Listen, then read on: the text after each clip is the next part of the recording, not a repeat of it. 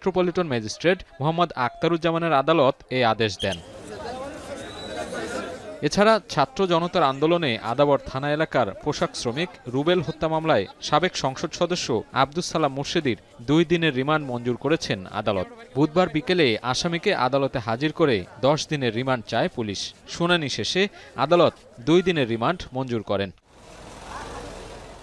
এছাড়া পল্টন থানায় যুবদল কর্মী হত্যা ও কর্তৃত্ববাদী সরকারকে মদদের অভিযোগের মামলায় সাবেক যুব ও ক্রীড়া সচিব মেজবাউদ্দিন আহমেদকে 3 দিনের রিমান্ড দিয়েছেন আদালত। তিনি বিভিন্ন পদবিতে ভূষিত, তিনি একজন কবি। আপনারা অনেকেই জেনে থাকবেন যে মুজিব শতবর্ষ উদযাপন কমিটির তিনি সমন্বয়ক ছিলেন।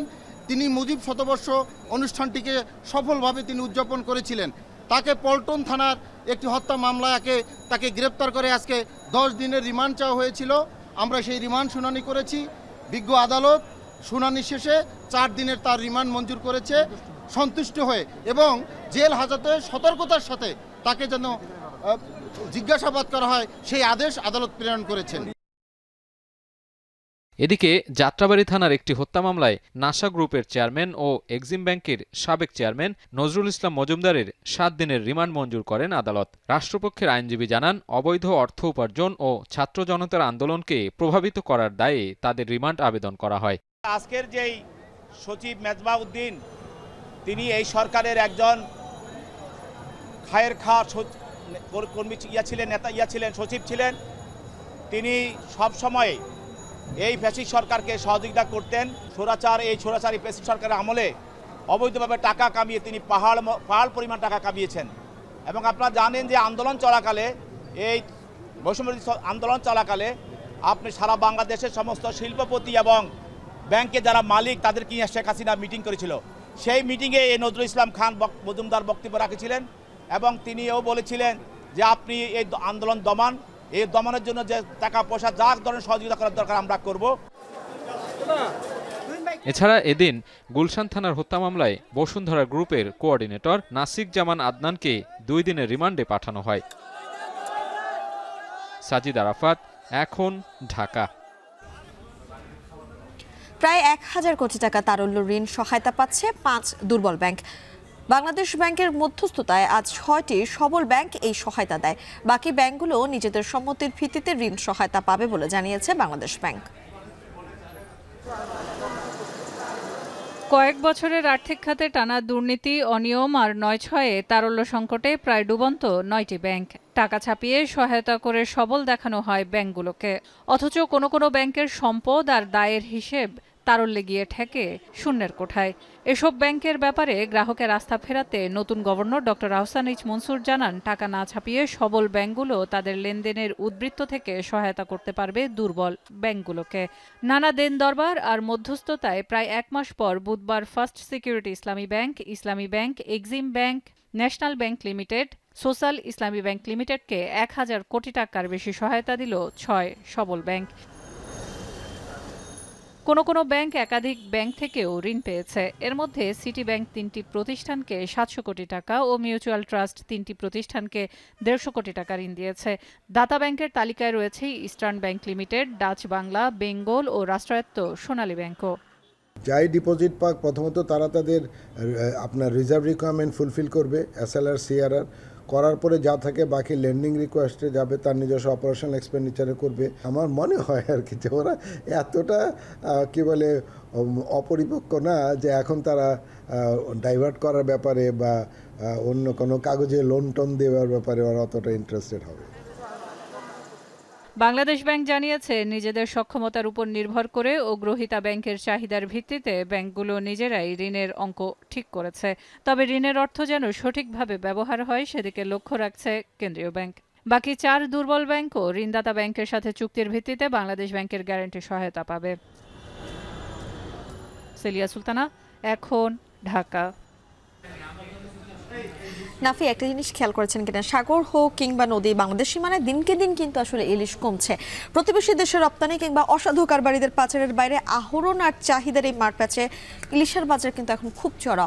আমরা প্রায় প্রতিদিনই আসলে যেই প্রতিবেদনগুলো তৈরি করা হয় বাজার নিয়ে, সেই প্রতিবেদনে ভোক্তারা কিন্তু বলে থাকেন যে ইলিশের দাম তাদের সাধ্যের বাইরে ঠেকছে। কিন্তু এই যে সবকিছু মিলিয়ে কেন আসলে ইলিশ কমছে, কেনই বা ইলিশের দাম ধরা ছোঁয়ার বাইরে চলে যাচ্ছে?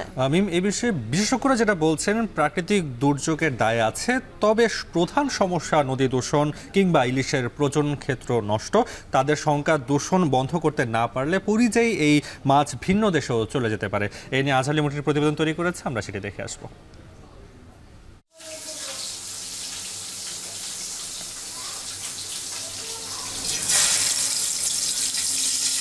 দূর সাগর থেকে ইলিশের এই যে বাঙালির রসুই ঘরে ঢোকার আকাঙ্ক্ষা, তা হয়তো এ তটের মানুষের সার্বিক পুষ্টি ঘাটতি পূরণের জন্য। বলতে গেলে ইলিশ বাদে আর কোনো সামুদ্রিক মাছ এতটা পথ পাড়ি দিয়ে নদী ভ্রমণে আসে না। পুষ্টিবিদরা বলছেন, নদীময় বাংলার সংস্কৃতির সঙ্গে জড়িয়ে আছে যে ইলিশ, তা শুধু খেতে প্রিয় তা নয়, সমুদ্র পুষ্টির বিশুদ্ধ উৎস। আমাদের দেশে অনেক বাচ্চা তাদের বুদ্ধিমত্তা বিকশিত হয় না, তারপর আইকিউ তাদের স্বাভাবিক বাচ্চাদের তুলনায় অনেক কম থাকে। তো এই আয়োডিনের মতো গুরুত্বপূর্ণ খনিজ লবণটা আমরা ইলিশ খাওয়ার মাধ্যমে পূরণ করতে পারি।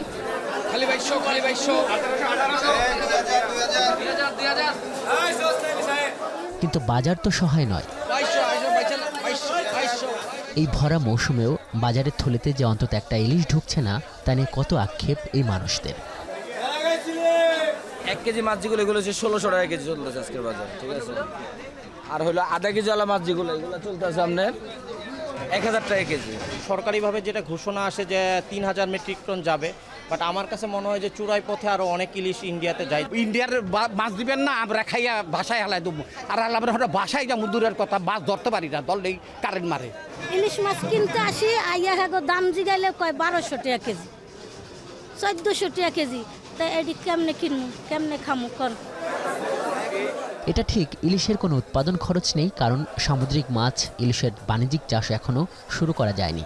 এবং বছর জুড়ে যে 5 থেকে 6 লক্ষ মেট্রিক টন ইলিশ আহরণ করা হয়, তার প্রায় অর্ধেক নদী থেকে আর অর্ধেক সমুদ্র থেকে। এবং বড় দাগে সমুদ্র থেকে যে 3টি পথ ধরে বাংলাদেশের নদীগুলোতে ইলিশ ঢোকে, তা হলো পটুয়াখালীর আন্ধারমানিক, চাঁদপুরের মেঘনা এবং চট্টগ্রামের কর্ণফুলী। চলুন এবারের ইলিশের মৌসুমের খোঁজ নেওয়া যাক।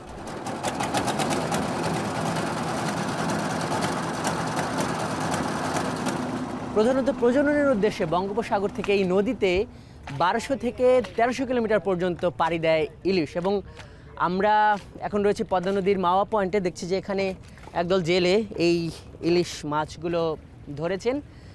এবং এই মাওয়ার এই প্রান্তটি ইলিশ আহরণ এবং এই অবতরণের জন্য বেশ পরিচিত। এই আশ্বিনের এই সন্ধ্যায় আমরা দেখতে পাচ্ছি যে আস্তে আস্তে এই পুরো নদী জুড়ে আস্তে আস্তে এই জেলেরা নেমে আসছে, এবং সন্ধ্যা যতটাই গড়াবে জেলেদের সংখ্যা এখানে ততটাই বাড়তে থাকবে।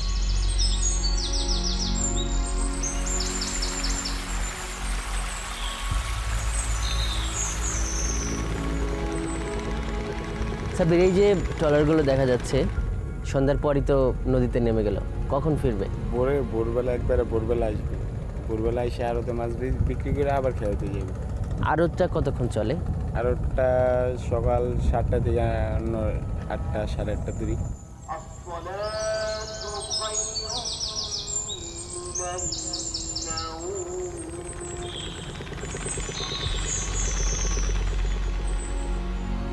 ভোরের আলো ফোটার সঙ্গে পাল্লা দিয়ে পদ্মা পারে মাঝঘাটমুখী ইলিশ ধরা ট্রলারগুলো। তাদের উদ্দেশ্য মাওয়া মৎস্য আড়ত। রাতভর কেমন মাছ পড়লো প্রশ্ন করেছিলাম জেলেদের। কয় কেজি হবে এখানে সব মিলে? 10 কেজি, 6-7 কেজি। মানে এটা কখন নামছেন আপনারা দুজন? কালকে সকালে। কালকে সকালে? তো কালকে সকালে থেকে আজকে সকালে এই 6-7 কেজি। এটা কত বিক্রি করা যাবে আশা করতেছেন? কত? 1000 টাকা বিক্রি করা যাবে। আগে তো 60টা লিটার, আর 1 কেজি 110টা। 1 কেজি জাল কিনছি, 1 কেজি গুটা কিনছি 110টা, আমি 1 কেজি গুটা কিনলাম 30 টাকা।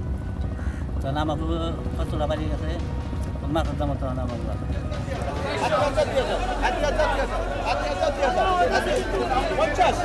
আচ্ছা ডাকে বিক্রি হওয়া ইলিশগুলোর দরও এখানে কম নয়। 1.5 থেকে 2 কেজি ওজনের ইলিশগুলোর ডাক উঠছে 1700 থেকে 1800 টাকায়। 200 থেকে 300 গ্রাম ইলিশগুলো বিক্রি হচ্ছে 300 থেকে 400 টাকায়। সব মিলে প্রায় 50 থেকে 60 লক্ষ টাকার বিক্রি কিনে হয় এই আড়তটিতে। প্রতি বছর মাছ কমতেছে, গেছে বছর দাম বেশি, তার চেয়ে এবার অর্ধেক মাছ বিক্রি করতে নেই। কতগুলো মাছই না এখন, ওই চাই জোয়ার দিয়া চায়না জোয়ার দিয়া দেশটা ধ্বংস হয়ে গেল।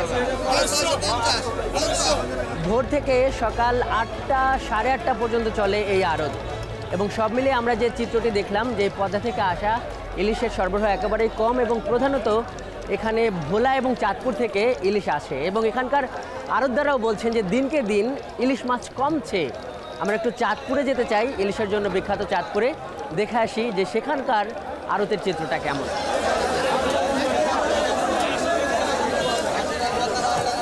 চাঁদপুরের এই বড় স্টেশন বাজারটি অবশ্য সকাল 10টার পর থেকে জমতে শুরু করে।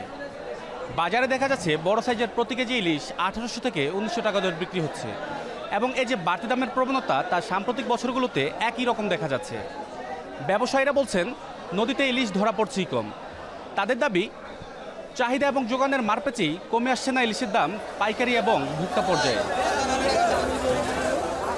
2021 সালে প্রচুর পরিমাণ মাছ ছিল, পর্যাপ্ত পরিমাণ মাছ ছিল। 2022-এ থেকেই আমরা কম লক্ষ্য করছি। 2023 সালের সাথে 2024 সালের সাথে যদি আমরা কম্পেয়ার করি, তাহলে 23 সাল থেকে 24 সালে 50%-এরও কম। আহরণের বিপরীতে চাহিদা বাড়ার একটা প্রভাব ইলিশের বাজারে পড়েছে। ব্যবসায়ী ও জেলেদের এই দাবি তাদের বক্তব্যে স্পষ্ট, কিন্তু প্রশ্ন হলো ইলিশের আহরণ কমছে কেন? ইলিশ বিশেষজ্ঞরা বলছেন এর প্রধান কারণ উপকূল এবং নদীতে ইলিশের প্রজনন ক্ষেত্র ধ্বংস হওয়া। যখন ডিম থেকে সে খাবার উপযোগী হয়ে যায়, তখন উদ্ভিদকণা প্রাণীকণা যাকে পায় তাকে খেতে থাকে এবং সে বড় হতে থাকে। এই জীবন চক্রের জন্য পলিউশন যখন হবে, তখন এই উদ্ভিদ প্রাণীকণাগুলি থাকে না, প্রাচুর্যতা কমে যায়, তখন তার খাদ্যও থাকে না, ডিম ফুটে যে পোনা বের হয় এটি মারা যায়। কেন সুয়েরেজের পানি নদীতে যাবে? এটি তো যাওয়ার কথা নয়। ইলিশের ক্ষেত্র পলিউশন না কমায়, তাহলে ইলিশও এক সময় প্রাচুর্যতা কমতে কমতে বিলুপ্তের পথে চলে যাবে, অথবা সে তার মাইগ্রেটরি রুট চেঞ্জ করে ফেলবে। এই দেশ নয়, অন্য কোনো দেশকে সে পছন্দ করে সেদিকে চলে যাবে।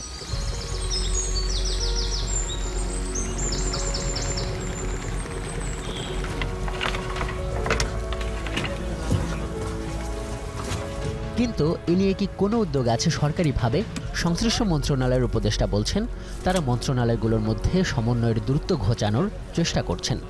যে আমরা যদি আন্তঃমন্ত্রণালয় মিটিংগুলো করি, পরস্পরের সাথে সমন্বয় সাধন করতে পারি, এবং সম্ভবত এই সরকারের এটা একটা নতুনত্ব সৃষ্টি করার বিষয় আছে, যে আমরা নতুনভাবে কাজ করতে দেখি।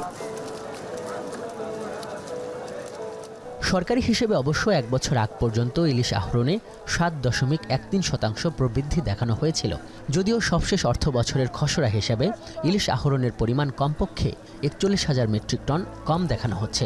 প্রশ্ন হলো, ভারতে ইলিশ রপ্তানির অনুমতি এবং অবৈধ পথে ভারতে ইলিশ পাচার হয়ে যাওয়ার বিষয়ে সরকারের বক্তব্য কী?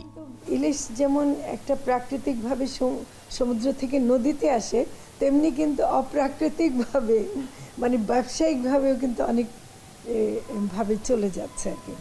তো সে দিকগুলো আমাদেরকে একটু চিহ্নিত করে আমরা একটু ব্যবস্থা নেওয়ার চেষ্টা করতেছি।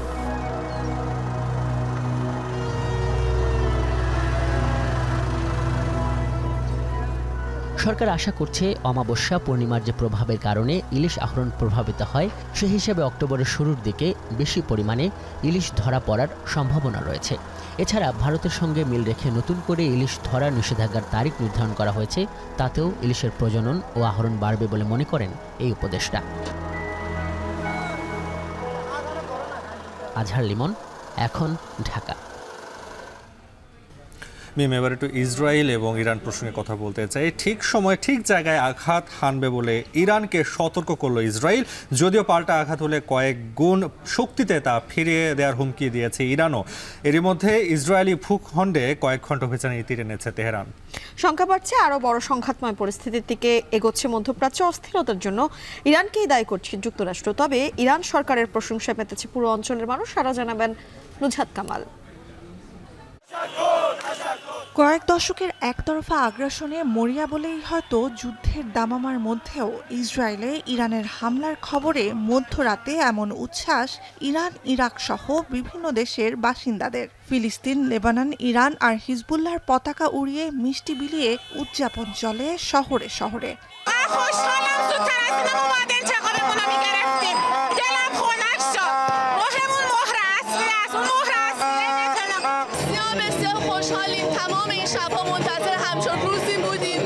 চোখের দেখায় এ যেন রাতের অন্ধকার চিরে ছুটে যাওয়া আতশবাজি, কিন্তু পর মুহূর্তেই যখন বিস্ফোরণে কেঁপে উঠছিল চারপাশ, যুদ্ধের সতর্কতামূলক সাইরেনের আওয়াজে লুকাতে ব্যস্ত সারা দেশের মানুষ, তখন স্পষ্ট হয়ে ওঠে আতশবাজি নয়, শত শত ক্ষেপণাস্ত্র দখল করে নিয়েছে ইসরায়েলের আকাশ। মঙ্গলবার মধ্যরাতে ইসরায়েলি ভূখণ্ড লক্ষ্য করে ১৮০টির বেশি ব্যালিস্টিক মিসাইল ছোড়ে ইরান। বলা হচ্ছে ইসরায়েলে এ যাবৎকালের সবচেয়ে বড় সামরিক হামলা এটি। এজন্য ইরানকে চড়া মাশুল গুনতে হবে বলেও সতর্ক করেছে তেল আবিব। אנחנו נמצאים במוכנות גבוהה בהגנה ובהתקפה. אנחנו נגן על אזרחי מדינת ישראל. יהיו לירי הזה השלכות. איראן עשתה ערב טעות גדולה, והיא תשלם על כך. המשטר באיראן לא מבין את נחישותנו להגן על עצמנו ואת נחישותנו לגמול לאויבינו. অবরুদ্ধ গাজা উপত্যকায় বছরব্যাপী সর্বাত্মক সামরিক অভিযান চলতে থাকার মধ্যেই লেবাননেও গত ২ সপ্তাহ ধরে হামলা চালিয়ে যাচ্ছে ইসরায়েল। চালিয়েছে একের পর এক গুপ্ত হামলা, হত্যা করেছে ইরান সমর্থিত সশস্ত্র রাজনৈতিক সংগঠন হিজবুল্লাহর প্রধান সহ বেশ কয়েকজন শীর্ষ নেতাকে। এর প্রতিশোধ নিতেই মঙ্গলবারের হামলা, পাল্টা আঘাত এলে কয়েক গুণ শক্তিতে তাও ফিরিয়ে দেওয়ার হুমকি তেহরানের। رژیم صهیونیستی که به دیوانگی رسیده کنترل نشه توسط امریکا و اروپا و بخواد چنین جنایت‌هایی رو ادامه بده و یا علیه حاکمیت و تمامیت ارضی ما وارد عمل بشه. এবারই প্রথম কোনো হামলায় হাইপারসনিক ফাত্তাহ মিসাইল ব্যবহার করেছে ইরান। দেশটির অভিজাত সশস্ত্র বাহিনী রিভলিউশনারি গার্ডসের দাবি ৯০% ক্ষেপণাস্ত্র লক্ষ্যে আঘাত করেছে। হামলায় ইসরায়েলের ধ্বংসযজ্ঞও লক্ষণীয়। যদিও ইরানের ছোড়া অনেক ক্ষেপণাস্ত্র আকাশেই ধ্বংসের দাবি করেছে ইসরায়েল ও দেশটির ঘনিষ্ঠতম মিত্র যুক্তরাষ্ট্র। মধ্যপ্রাচ্যে মোতায়েন মার্কিন নৌবাহিনীর 2টো ডেস্ট্রয়ার থেকে গুলি করে ইরানের 10টির মতো ক্ষেপণাস্ত্র ধ্বংস করা হয়েছে বলে জানিয়েছে যুক্তরাষ্ট্রের প্রতিরক্ষা দপ্তর Pentagon. I condemn this attack unequivocally. I'm clear-eyed. Iran is a destabilizing, dangerous force in the Middle East, and today's attack on Israel only further demonstrates that fact. গাজায় ইসরায়েলি আগ্রাসনের বছর পূর্ণ হতে বাকি মাত্র 3 দিন। দীর্ঘ এ সময় ৪১,৬০০-র বেশি ফিলিস্তিনিকে হত্যা করেছে নেতানিয়াহু প্রশাসন। লেবাননেও গেল 10 দিনের অভিযানে নিহত আরও হাজারের বেশি। পশ্চিম তীর সহ সবখানেই দীর্ঘ হচ্ছে মৃত্যুর মিছিল। এই সব ঘটনাকেই ইসরায়েলের আত্মরক্ষার নাম দিয়ে মধ্যপ্রাচ্যে অস্থিরতার জন্য ইরানকে দায়ী করছে মার্কিন প্রশাসন। নুজহাত কামাল, এখন বিশ্ব। শুভ মহালয়ায় দুর্গার আবাহনে দেবীপক্ষের সূচনা। চণ্ডীপাঠ, ঢাক আর শঙ্খধ্বনিতে মণ্ডপে মণ্ডপে ভক্তরা আরাধনা করে।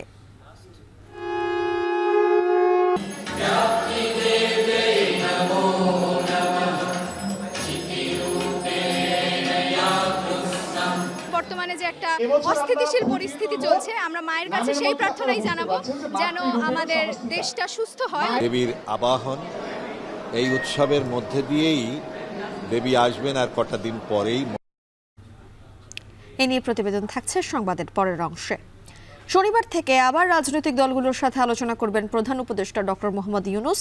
এই আলোচনায় রাজনৈতিক দলগুলোকে সংস্কার কমিশনের কাজের অগ্রগতি নিয়ে অবহিত করা হবে। সন্ধ্যায় রাজধানীর ফরেন সার্ভিস একাডেমিতে আয়োজিত সংবাদ ব্রিফিংয়ে এই কথা জানিয়েছেন প্রধান উপদেষ্টার প্রেস সচিব শফিকুল আলম।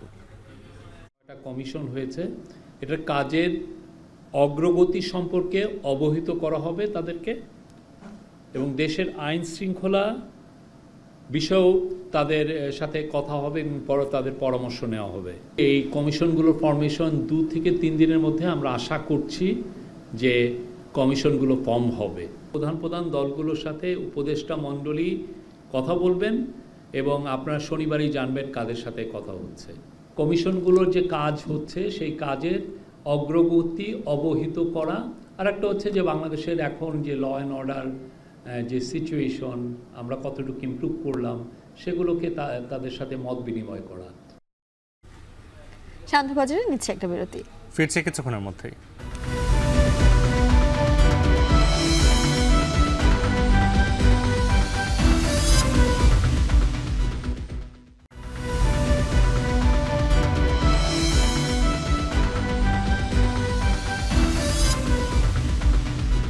ফিরে এলাম বিরতির পর।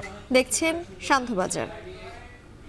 ভোক্তা পর্যায়ে তরলীকৃত পেট্রোলিয়াম গ্যাসের 12 কেজির সিলিন্ডারের দাম 35 টাকা বাড়িয়ে নতুন মূল্য 1456 টাকা নির্ধারণ করেছে বাংলাদেশ এনার্জি রেগুলেটরি কমিশন। বুধবার সন্ধ্যা 6টা থেকে এই দর কার্যকর হবে। বুধবার বিকেলে কারণবাজারে বিইআরসির সভাকক্ষে প্রেস ব্রিফিংয়ে মূল্য সমন্বয়ের ঘোষণা দেয় সংস্থাটি।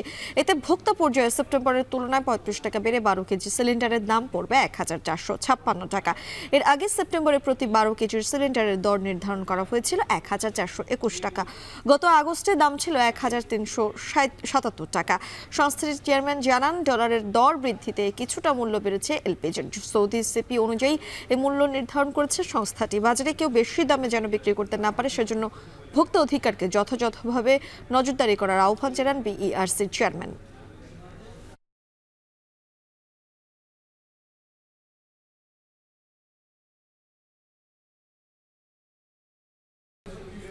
নাফি শুভ মহালয়ার দুর্গার আবাহনে দেবীপক্ষের সূচনা। ভোর থেকে ঢাকেশ্বরী মন্দিরে চণ্ডীপাঠের মাধ্যমে মর্তলোকে আমন্ত্রণ জানানো হয় দেবী দুর্গাকে। মিম ঢাক আর শঙ্খধ্বনিতে চলে ভক্তদের আরাধনা।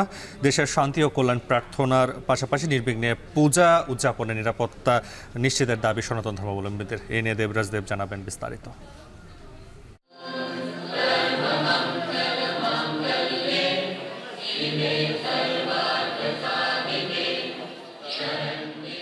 ভোরের আলো ভেদ করে ঢাকের আওয়াজে মুখরিত ঢাকেশ্বরী মন্দির প্রাঙ্গণ।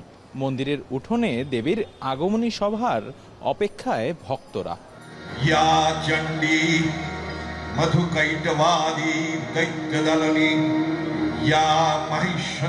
চণ্ডীপাঠের মাধ্যমে শুরু হয় মহালয়ার আনুষ্ঠানিকতা। দেবীর আগমনী বার্তা উঠে আসে ভক্তদের চোখে মুখে। অবসান পিতৃপক্ষের আর সূচনা দেবী পক্ষের। কৈলাস থেকে দেবী দুর্গা মর্তে আসছেন বাবার বাড়ি, সঙ্গে তার 4 সন্তান লক্ষ্মী, সরস্বতী, গণেশ, কার্তিক। ভক্তদের মাঝে থাকবেন 9 দিন। এবার দেবী এসেছেন দোলায় আর ফিরবেন ঘটকে। ভক্তদের চাওয়া দেবী দুর্গার আশীর্বাদে পৃথিবী হোক সংকটহীন। মায়ের আগমনী সুর বেজে উঠেছে। হিন্দু ধর্মাবলম্বী হিসাবে আসলে এটা একটা প্রশান্তির। আমাদের যা বিচ্যুতি আছে সেগুলো সবকিছু ঠিক মতো আমরা পালন করতে পারি এবং আমাদের জীবনে যেন শুভ শক্তির আগমন ঘটে। অশান্তি বিশৃঙ্খলা না হোক, মা যাতে সুন্দরভাবে আসছে, সুন্দরভাবে সবার মঙ্গল কামনা করে যেতে পারুক। আজকে পিতৃপক্ষের অবসান ও মাতৃপক্ষের সূচনা। মা মর্তে আসছেন। আমি চাই এবছরের পুজো যেন সুষ্ঠুভাবে হয়। মা এই অস্থিতিশীল পরিস্থিতি এটার দূরীভূত করে মা হচ্ছে মানে তার সন্তানদেরকে সুরক্ষিত করবে। দুর্গা পূজা বা এই দুর্গার আগমন এটা একটা প্রতীকী উৎসব, মানে অশুভ নাশ করা, তারপরে অসুর নাশ করা এবং যত পাপ আছে সেই পাপ দূর করা।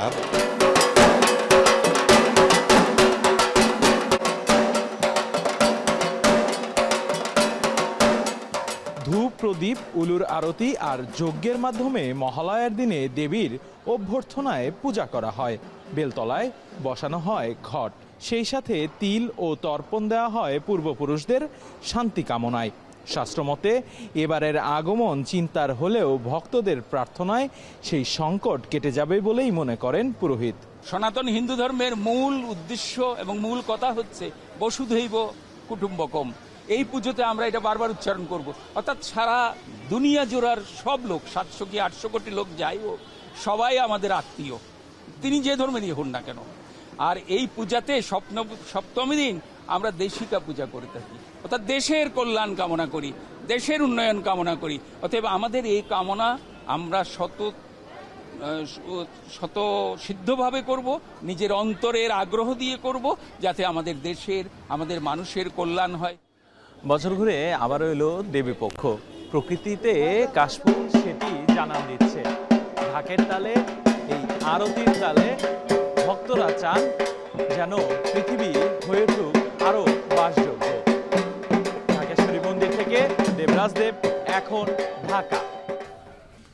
বিশেষ পরিস্থিতিতে সরকারি চাকরিতে প্রবেশে বয়সসীমা বাড়ানো যৌক্তিক বললেন পর্যালোচনা কমিটি প্রধান। সচিবালয়ে প্রথম বৈঠক ফলপ্রসূ হওয়ার দাবি আন্দোলনকারীদের। 7 দিনের মধ্যে প্রতিবেদন জমা দেবে কমিটি।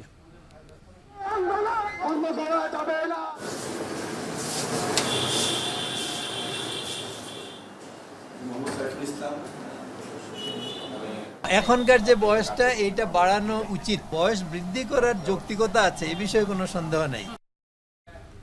সংবাদের পরের অংশে নিয়ে থাকছে বিস্তারিত। এর সাথে শান্তবাজারে নিচ্ছি ছোট্ট আরেকটা বিরতি। ফিরছি একটু পর, সাথেই থাকুন।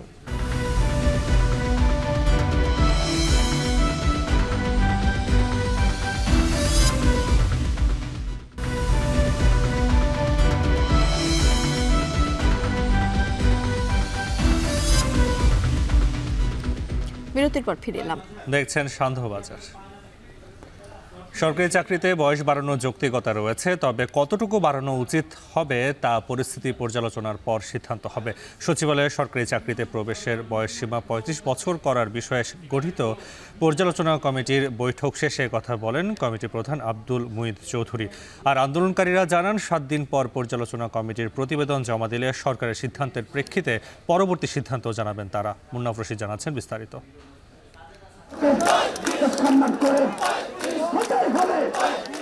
সরকারি চাকরিতে প্রবেশের বয়স বাড়ানোর দাবি নতুন নয়। বিভিন্ন সময়ে এ নিয়ে আন্দোলন আর বয়সসীমা বাড়ানোর যৌক্তিকতা নিয়ে নানা প্রশ্ন থাকলেও অন্তর্বর্তী সরকার দায়িত্ব নেয়ার পর আবারও আন্দোলন নামে চাকরি প্রত্যাশীরা। চাকরিতে প্রবেশের বয়সসীমা 35 করার দাবিতে গেল 30 সেপ্টেম্বর আন্দোলনকারীরা প্রধান উপদেষ্টার বাসভবন যমুনার সামনে গেলে তাদের উপর কাঁদানে গ্যাসের শেল নিক্ষেপ করে পুলিশ।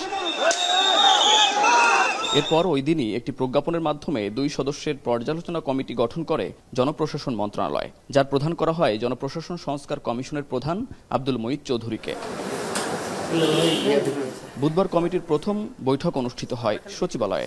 সকাল 11টায় বৈঠকে অংশ নেন আন্দোলনকারীদের 8 জন প্রতিনিধি সহ কমিটির সদস্যরা। প্রায় 1.5 ঘন্টার বৈঠক শেষে বাস্তবসম্মত সিদ্ধান্তের বিষয়ে আলোচনা হয়েছে বলে জানান আন্দোলনকারীরা। আমাদের কথা শুনেছেন এবং আমাদের দাবি যৌক্তিক। এই যৌক্তিকতার নিরিখে আমাদের আলোচনাগুলোকে স্যাররা অ্যাপ্রিসিয়েট করেছেন এবং স্যাররা আমাদের কথাগুলোকে বিশ্লেষণ করে আগামী 7 কার্য দিবসের মধ্যে একটি চমৎকার বৈষম্যহীন বাংলাদেশ গড়ে তোলার জন্য একটি প্রতিবেদন প্রকাশ করবেন। আমরা নিজেদের মুখে কোনো আন্দোলনের ডেট ঘোষণা না করা পর্যন্ত অন্য কেউ যদি কোনো ডেট ঘোষণা করে এবং সেই ডেট ঘোষণা করে যদি দেশে কোনো অনাকাঙ্ক্ষিত পরিবেশ তৈরি করে, সেই দায়ভার আমাদের না। পরে সাংবাদিকদের সাথে কথা বলেন কমিটির প্রধান। সরকারি চাকরিতে বয়স বাড়ানোর বিষয়ে যৌক্তিকতা তুলে ধরেন তিনি।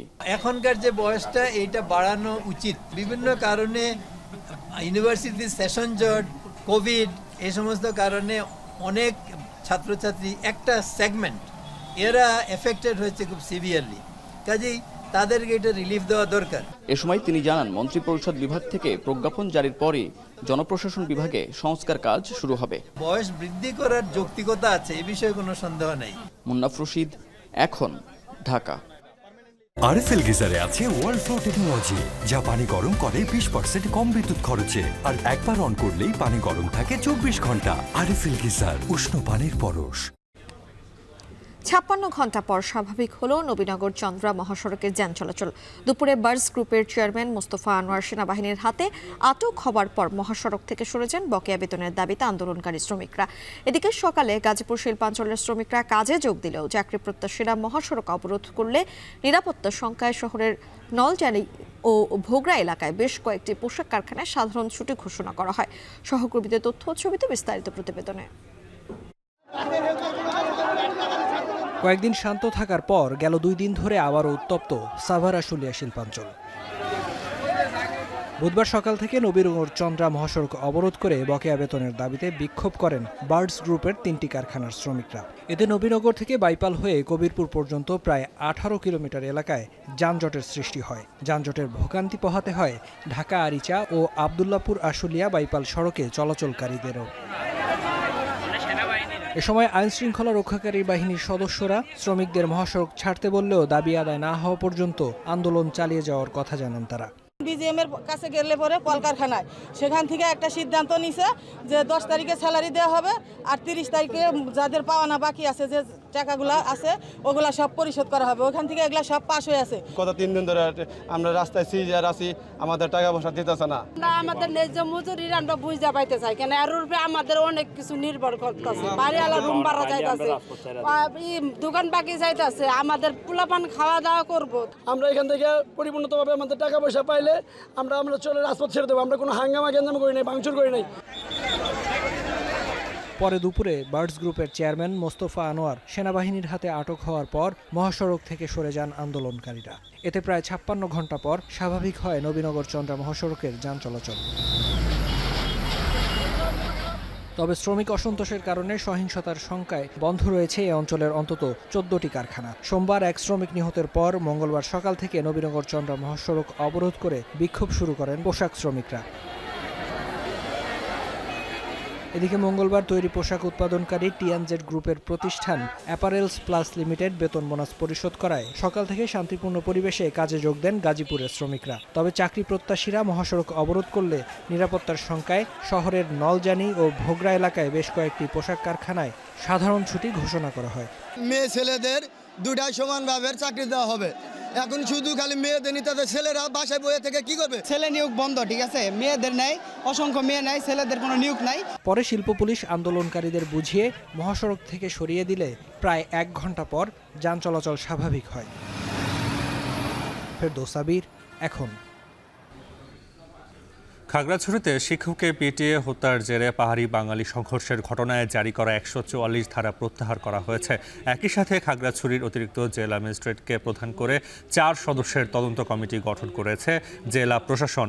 আইন শৃঙ্খলা পরিস্থিতি স্বাভাবিক হওয়ায় বুধবার বিকেলে 144 ধারা প্রত্যাহার করে জেলা প্রশাসক মোহাম্মদ শহীদুজ্জামান। পরিস্থিতি নিয়ন্ত্রণে রাখতে শহর জুড়ে মোতায়েন করা হয়েছে সেনাবাহিনী, বিজিবি ও পুলিশের সদস্যদের। এছাড়া সরকারি কাজে বাধা ও হামলার ঘটনায় খাগড়াছড়ি থানায় আলাদা 2টি মামলা করা হয়েছে। তবে এখনো পর্যন্ত কাউকে গ্রেপ্তার করতে পারেনি পুলিশ। সকালে খাগড়াছড়ি বাজার ও ক্ষতিগ্রস্ত এলাকা পরিদর্শন করেন জেলা প্রশাসক ও পুলিশ সুপার সহ প্রশাসনের ঊর্ধ্বতন কর্মকর্তারা। একই ইস্যুতে সাম্প্রদায়িক সহিংসতার আশঙ্কায় রাঙামাটিতে সকাল থেকে মোতায়েন করা হয়েছে সেনাবাহিনী সহ আইন শৃঙ্খলা বাহিনীর অতিরিক্ত সদস্য।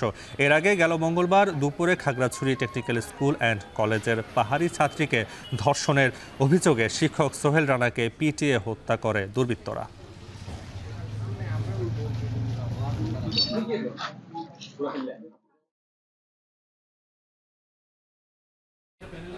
শান্তবাজারে নিচ্ছি আর একটা বিরতি, ফিরছি কিছুক্ষণের মধ্যেই।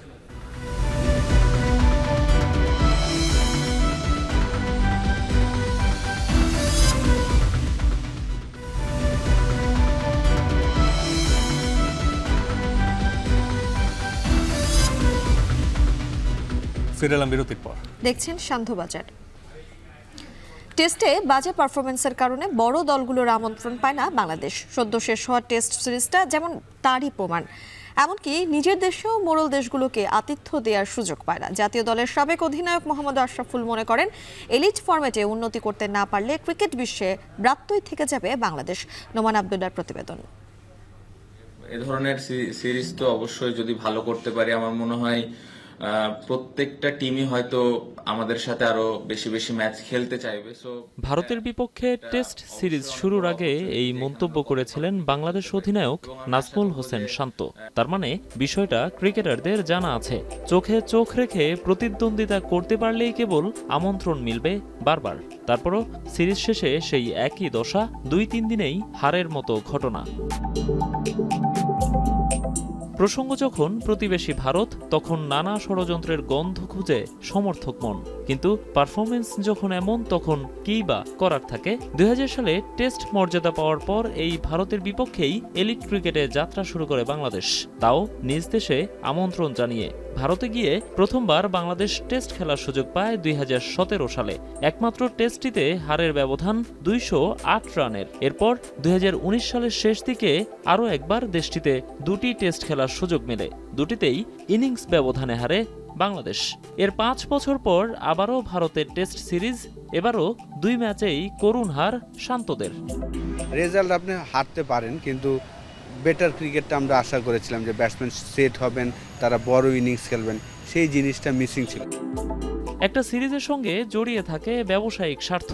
হাজার কোটি টাকায় সম্প্রচার সত্ত্ব কেনা প্রতিষ্ঠান 5 দিনের টেস্ট 3 দিনে শেষ হয়ে গেলে নাখোশ হবেন, সেটাই স্বাভাবিক।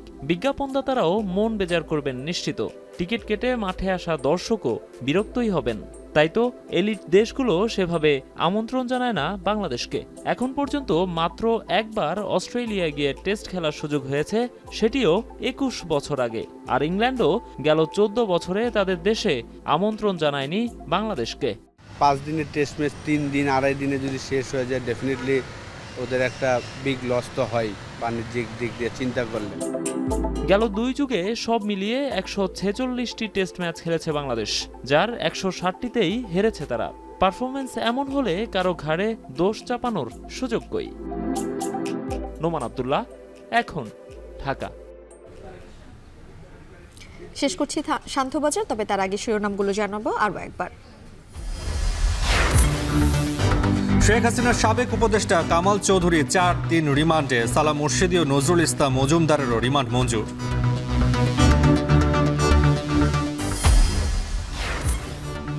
তারল্য সংকট কাটাতে দুর্বল 5 ব্যাংকে 1000 কোটি টাকার বেশি ঋণ সহায়তা, সবল 6টি ব্যাংকের, নজরদারি থাকবে কেন্দ্রীয় ব্যাংকের। নদী দূষণ আর আদর্শ প্রজনন স্থল সংকটে দেশে কমছে ইলিশ, দ্রুত ব্যবস্থা না নিলে অন্যত্র চলে যাওয়ার শঙ্কা। পলিউশন না কমায় তাহলে ইলিশও এক সময় প্রাচুর্যতা কমতে কমতে বিলুপ্তের পথে চলে যাবে, অথবা সে তার মাইগ্রেটরি রুট চেঞ্জ করে ফেলবে।